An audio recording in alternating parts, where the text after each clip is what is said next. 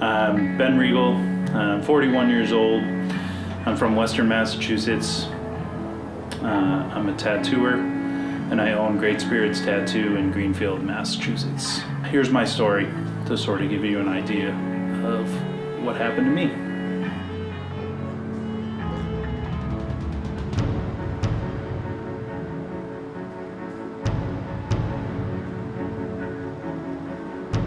December 20th was normal, per se, like any day. I went to work, I tattooed, I came home, made dinner with the family, and at about 3:50 in the morning, I woke up annoyed that someone had left the light on. So I got up and I felt an urgency to go to the bathroom. I didn't really have to use the bathroom. I just felt an urgency to be up, and I'm very thankful for having woken up, because what happened to me could have easily ended my life. I got to the bathroom and I didn't know what to do. And I was just in a state of panic and a state of anxiety. I remember trying to calm myself down. I knew the anxiety wasn't going to help. I often, tell people when they're healing tattoos, mindset and positive thinking is the first step of everything. I knew something was wrong, but I didn't know what it was. So I made little goals for myself, I remember, and then I made a goal of getting around the kitchen island, and even that was supremely difficult. And I saw my chaise lounge, and I thought if I could get there and sit and just, get control of the situation, that I could control my mind and I could get back to normal. But that's about the time that I collapsed and yelled out for my wife. My wife called 911 and they were here within minutes, and I had people around me, and she knew exactly what was happening. My wife did. What had happened was I had a basilar artery occlusion, which is a type of stroke that's rare. It's also known as the widowmaker. Just felt ultimately out of control. When you lose control of your facilities, the ability to move, it's a terrifying thing. I never rode an ambulance before. I was fully cognizant through all of this, but it was just like I didn't have control of my body.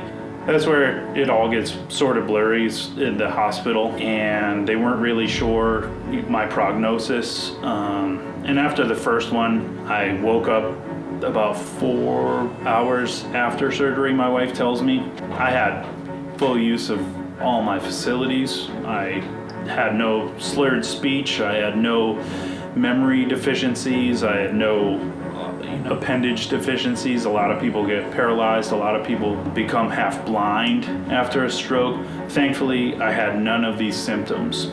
I remember driving home, and there was a lot of hope for the future. I remember thinking how gracious I was to survive. I'm in a small percentage of survival rate. I don't know the exact percentage. I don't get caught up in numbers. It's easy to quantify it by saying I'm in this percentile, and I'm trying to let that go. But I got home and I was excited to be home. This is December 29th. So I had spent Christmas in the hospital, and I was excited to get back to life, start building my life back up, and not just to have Christmas.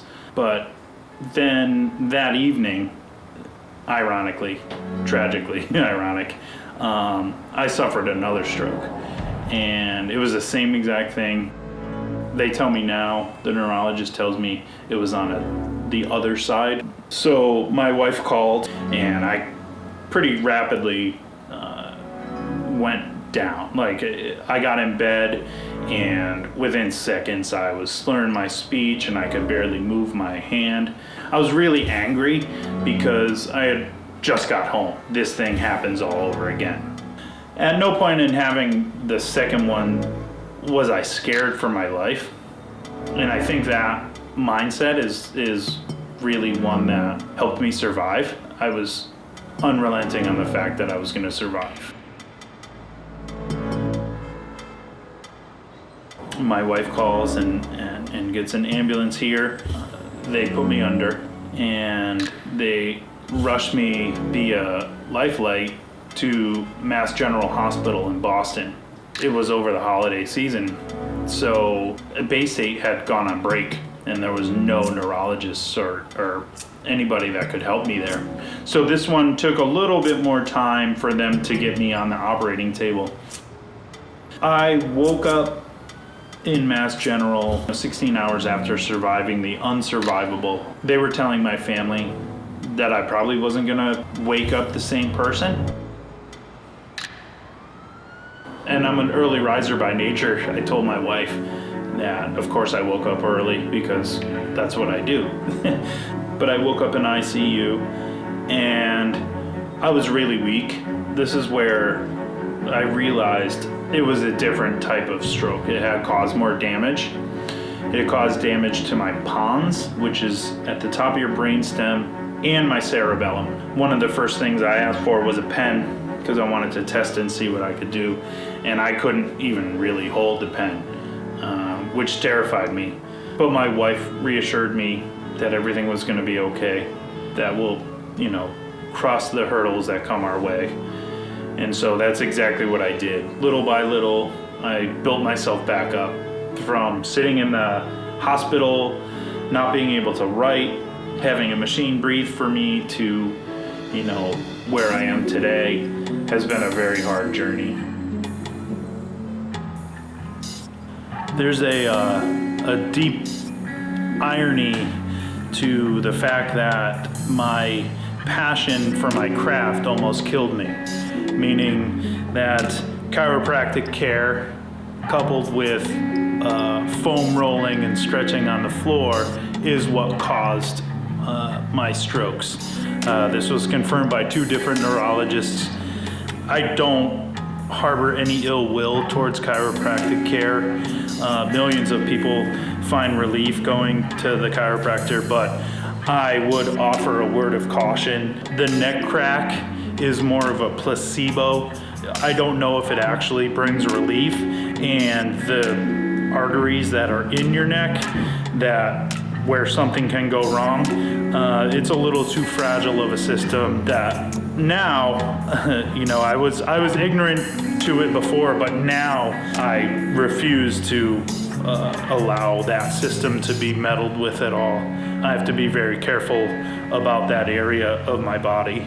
Could increase my risk for stroke or aneurysm, neither of which are an option for me. I survived 2 unsurvivable traumas by keeping a positive mental attitude. I wrote to someone I admire who authored a book. It's called The PMA Effect, and I wrote to John Joseph, its author, and I told him my story, and I told him how crazy it was, and I had said something to the effect of, "This book saved my life." And he corrected me in the greatest way and put me on a better path. And the book didn't save my life, I saved my life. By having the mindset, I was responsible for saving myself. I couldn't draw, and that's how I provide for my family. I keep a studio afloat. I was keeping a studio afloat for the better part of a year by myself. I think I would be remiss if I didn't mention that we decided to run a GoFundMe out of fear of repercussion of what may happen with medical bills, and we ran a very successful GoFundMe account in a very short amount of time, and I feel very blessed to have the platform that I do and be a part of the community that I am a part of tattooing. And every day people stepped up and really took care of my family. Tattoo Snob produced some t-shirts that my friend, my dear friend Britt Whitman, drew a great design of a Reaper that says "Not Today," and they sold 250 shirts. I'm forever eternally grateful for that, as well as a friend of mine who owns the Greenfield Gallery coordinated a benefit concert and raised a lot of money for me and my family. And from all of these gracious outlets. It afforded me 3 months of time to work out, create a daily discipline that I adhere to this day, about an hour of arm and upper body workout to regain the strength to be able to draw a straight line, which was not available to me before. I make sure to write in a journal every day to make sure that my mental state is acute. Every day I practice tracing a drawing or two, and I also write a song every single day. Every day, this is the discipline that I set forth with an attitude of gratitude. I think that is key. You know, it probably takes me about 3-4 hours to get through everything that I do every day, but without that daily discipline, I know that I wouldn't be able to rebound quite as quickly as I have.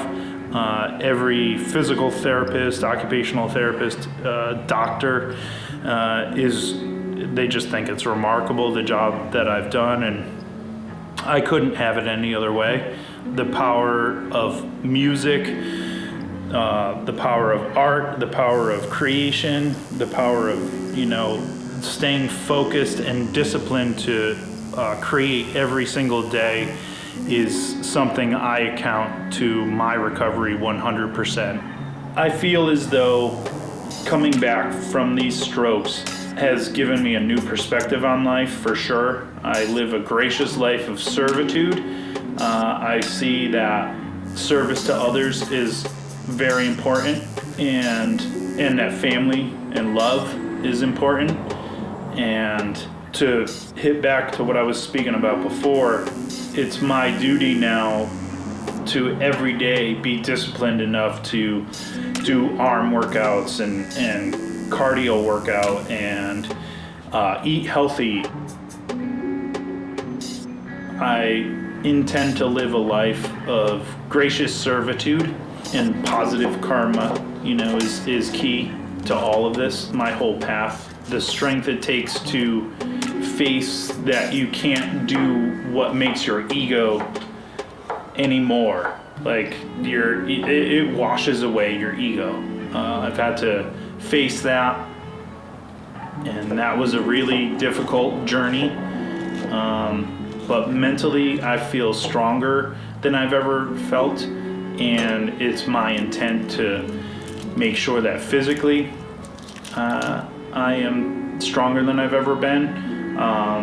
With the help of my physical therapist and occupational therapist and my speech therapist, who actually doubled as a handwriting therapist, I have been able to regain what I lost, which I am eternally grateful for. There are victims of strokes who may never regain the use of their limbs or their vision, or it could have been so much worse. And I am eternally grateful for that.